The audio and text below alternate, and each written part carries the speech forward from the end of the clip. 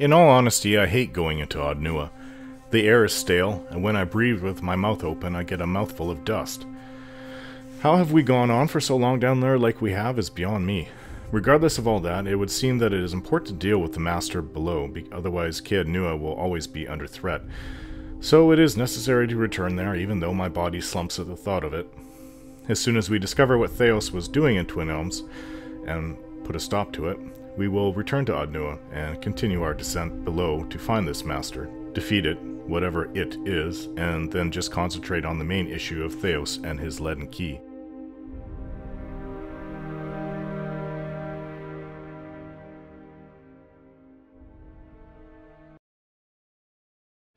Selected correspondences of Giftbringer Iden. Sing, O ocean waves, of Andra's sorrow, of her unrequited love for the unattainable moon. Sing of the ocean's sorrow so that we may forget our own. Each day the tides reenact Andra's longing for the great moon. The waters reach out at high tide, yearning for the heavenly body, only to slump into low tide when the moon proves unattainable. You asked me once why I loved Andra so dearly, how I could go from a life on dry land to being a devotee of the goddess of the oceans. I sing of the ocean's sorrow so that I may forget my own. It is Andra's message that speaks to my heart. I have devoted my life to helping others discard painful memories, for that is the gift Andra gave me. When I lost my young daughter, my wife, and I were inconsolable until a gift-bringer offered to take my toddler's toys and cast them into the deepest waters. Truth be told, I and the other gift-bringers I know have never even spoken to Andra. She is largely silent, and when she does speak, she uses floods and tidal waves instead of words.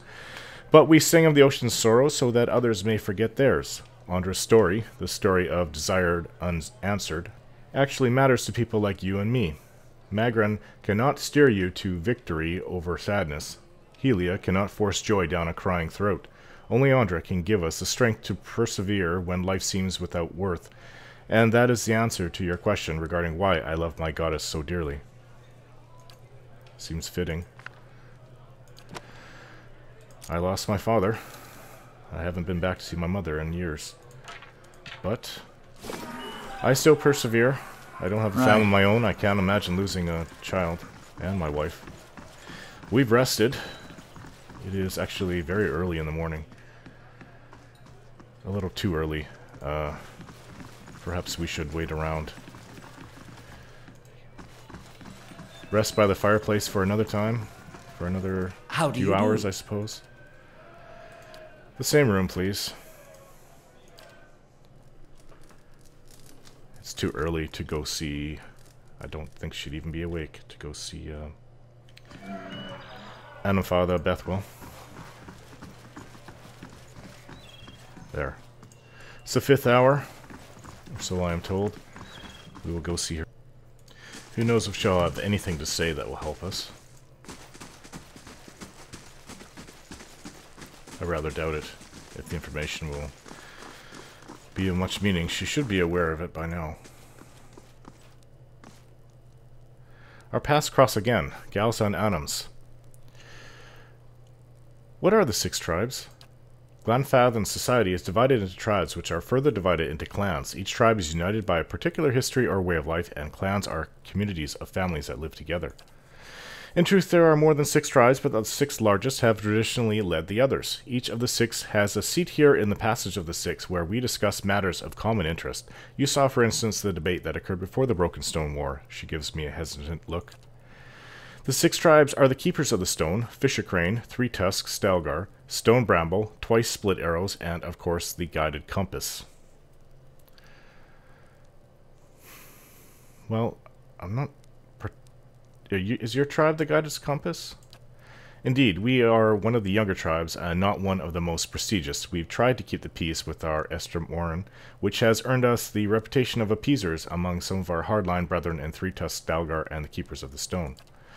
We value our heritage as Glanfathans, but we recognize that the Estramoran are here to stay. The way we see it, we can better follow our mandate to protect the places of the builders by making peace with our neighbors.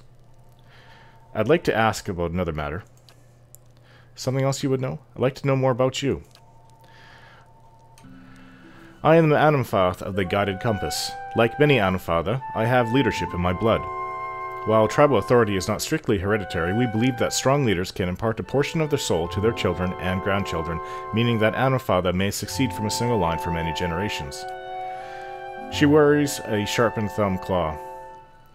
Of course, with all that's happened here lately, I've wondered whether my family's line is coming to an end with me. Farewell.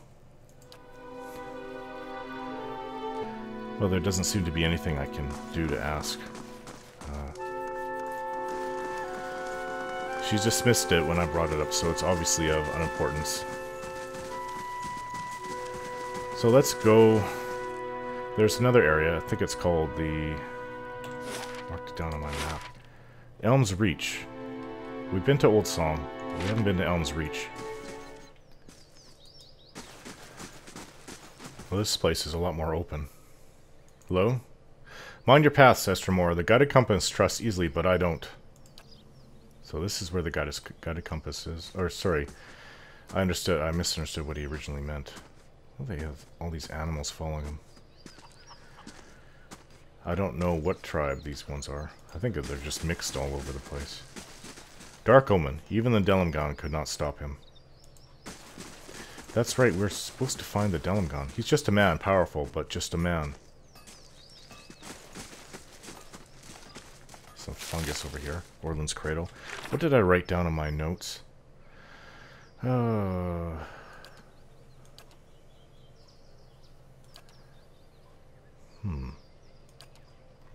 think it's up here at the top.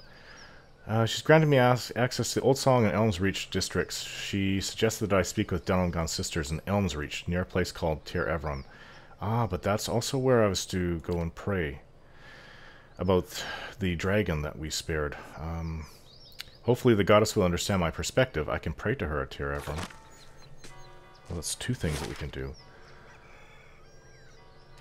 This is somebody's home. A couple Orlins seem to live here. May Starlight guide you, foreigner. Many Estramoran come to study our mathematics. I think it's... The fire gives off a thick, rich odor of burning peat. Yeah, I think it's time to leave. Nothing here for us. Oh, there's some more. Blood moss.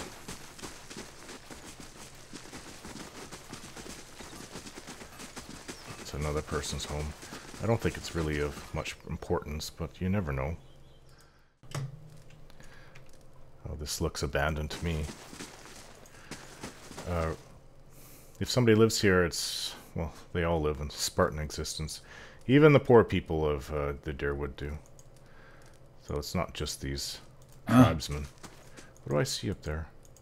It's hard to get a clear look. I can't make out what I'm looking at. Something's up there. No. Some camping supplies. We don't need that.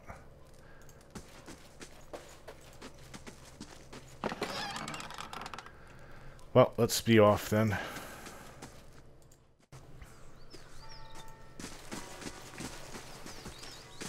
Can't believe how many animals they all have. They must live like animals, these barbarians.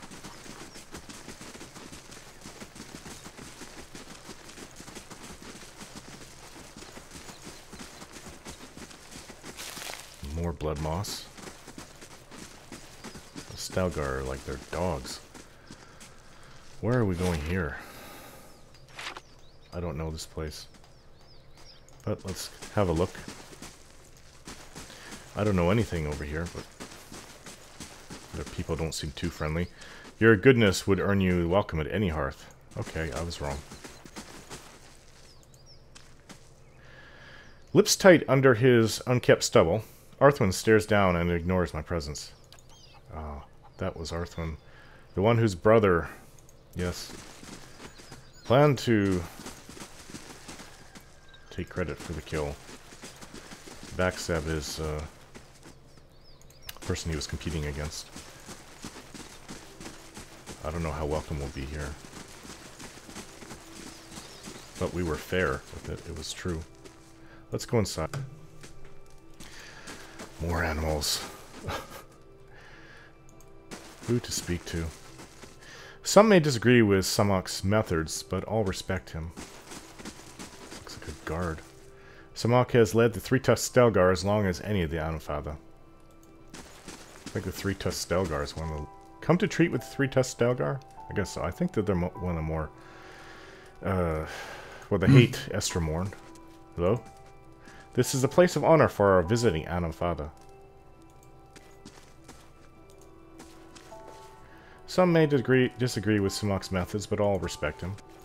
Estromor? A grizzled old elf, his hair braided and dyed, stands at one end of the hall. His arms and chest are cross-thatched with the pale seams of scars. His crooked smile looks like another. It's not many Estromorn who are permitted into our sacred city. Bethel must be feeling especially soft today. Ader pays no attention to the elf and instead has locked eyes with the Stelgar in front of him. He whispers to me, "Do you think he'd mind if I pet his Stelgar?" Sagani lowers her head. "Remember how well that worked out last time? Come to hear your future at Ter Evron?" His smile widens, exposing a row of yellowed, crooked teeth. "Or to make your own at Bloodsands?" What's Bloodsands? An ancient place of sacrifice. He laces his fingers together. In a cave by the great Elms themselves. Resson and his druids have been an integral part of Glanfathan society for generations. No matter what some of the other tribes may say, Ir Glanfath has held its own against the Estromorn because some of us still understand the power of sacrifice. He gives me an appraising eye. Does the thought make you uncomfortable? It should. It is what kept our society alive for so long. Samok crosses his arms over his scarred chest. Something else? You don't seem too fond of us, Estromoran. His hunched shoulders straighten. I fought in the Broken Stone War and the War of Black Trees. I saw my brethren cut down defending the places of the builders, and I shed blood alongside Galvin Regat himself. He coughs. Now, the Estromorans seem to think that they will find a cure for their empty children among our sacred sites, or worse, that they will find sanctuary in our lands. His gaze darkens, and I've seen what happens when they set their sights on Glanfathan soil. From what we've seen, those sacred sites might actually have a cure. They protect those sites because someone told them to. You wish that just once that they'd have the courage to question it.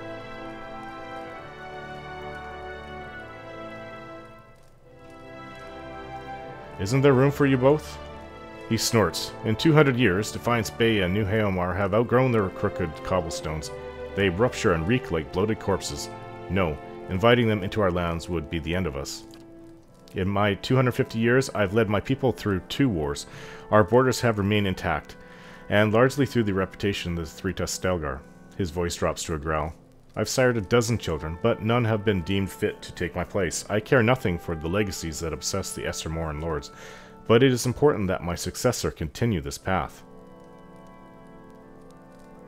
If your own children don't succeed you, what happens? Ordinarily, the Rio would turn to others in my tribe, to clan heads and their families. Ordinarily, he levels his gaze, but we share a tradition of fostering the children of other tribes, and the Anamfath of Fisher Crane has trusted his youngest to my care. He grimaces. And as none of my own blood are fit to take my place, the Rio will look next to this bog child, the kin of another Anamfath and my foster daughter, to take my place. Bog child? His shoulders stiffen. I have nothing but respect for Fisher Crane, but their ways are not ours. The Orlins of Fisher Crane have lived in the Thane Bog for 1,000 years. They are cunning and furtive by nature, which serves them well when they have swamplands to hide their movements. He crosses his arms, but this will not deter the Estermoran on open ground. My experience, soon as someone in power decides he wants something that doesn't belong to him, there's no deterring it at all. He points at the warriors gathered near the fire. Our savagery has deterred the Estermoran from further encroachment. They still tell of our deeds of the Broken Stone War, but if a child of Fisher Crane leads our tribes, we will lose that boldness, and the Estermoran will lose their fear of us. The child will be influenced by the souls of her ancestors. In times of crisis, she will look to her kin in Thanebog for guidance. No matter what I might try to teach her, it will not be enough. He considers me. There is a way you could help. Few have the stomach for it, but I think it would suit someone of your inclinations. Go on. This Orlin girl has the soul of a leader. If it were passed to one of my own offspring, our tribe would remain strong. A Stelgar at Simok's side scratches its massive head on the Anamfath's leg. He remains steady on his feet. The Druids of Bloodsands have a way to do this, and they understand the importance of a strong line of succession for Three-Tusk Stelgar. The irises of Pelegina's golden eyes grow wide. This is brutal talk, even among Glanfathans. He gives me a key. There's a house in the southeast Hearthsong next to the river. The child will be asleep, and I've arranged for her to be unattended for a time. His voice becomes a quiet rumble. Take her and bring her to Keeper Widra in Bloodsands. She knows what must be done. When she presents you with the liquid essence, bring it back to me. Why would you want me to do this? What will Keeper Widra do with the child? His scarred face twists again. Have you seen the rituals of Bloodsands? She will sacrifice her. It is the only way to distill her essence. Ilos's eyes bulge. Fie, I'd rather distill this old bone bag into a right fine paste.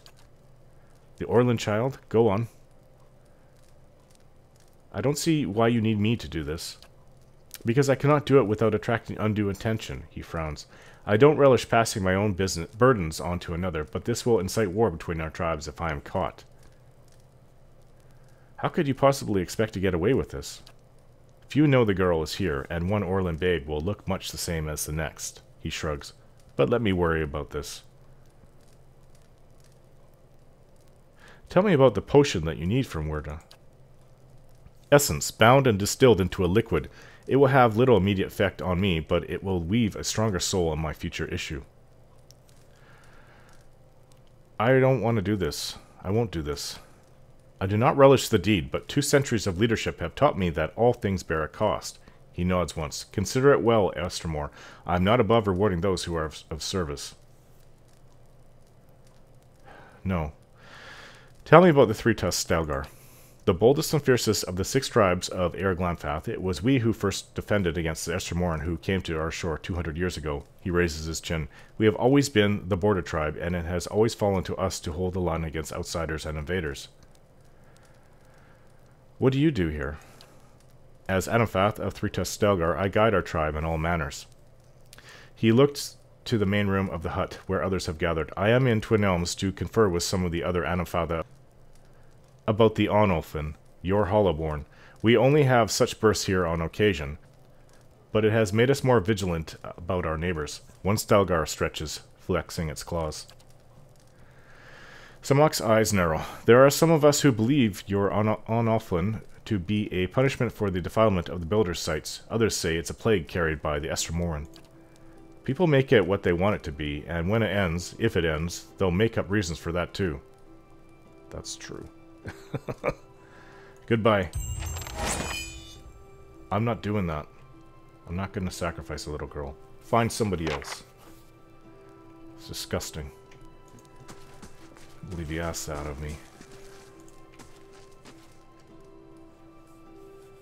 Hello? Who's this? A young man approaches me with a swift and purposeful stride. While I've never met him before, he has the same stern, wild look as Samok. He doesn't speak until he's right next to me. When he does, his voice is quiet. Wait, I saw you speaking with my father. Say nothing. He glances back at the room with Samok. He's asked you to sacrifice Vila, hasn't he? He grits his teeth. Maybe he's right about the Three-Tusk Stelgar growing weak, but if this is the price of strength, it isn't worth it. The tribes have survived this long because we've stuck together. It's how the Republic survived during the collapse of the Grand Empire. Had any of the great cities sided with the Empire, we would never have broken away. I agree. I would never hurt the child. He sighs. You did not seem like the one who would, but my father will find someone who will. He doesn't give up on an idea easily. He sighs. But there may be a way to stop him. He frowns. There's a herbalist among the Ovates in the Golden Grove. Bleda, that's her name. They all gather southeast of here, by the river. She could brew a potion. Samok wouldn't know the difference until it's too late. There's the family resemblance. So you want me to kill Samok?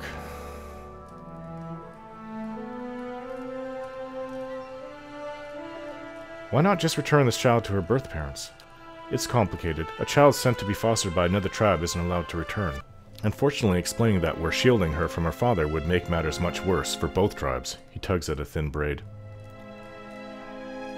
So you want me to murder your father? No, but it's better than allowing him to murder this child. I suppose. Let me guess, if Samok dies, you're next in line. It's not like that. The Rio have already determined that my soul isn't strong enough. Whoever follows my father, it won't be me. Oh. There's an easier way to kill Samok, you know. His warriors would surround you in no time. Besides, it's simplest if this happens quietly. I wasn't thinking of me doing it. How about you challenge your father? Fine. I'll get the thing to poison your father. With another glance at Samok's chamber, he backs toward the door. Like I said, you'll find Bleda in the Golden Grove. Good luck. I don't like any of this, but I suppose it's better than killing a child. There's a lot of things in this world that are better than that, and I suppose this is the path I'll have to take.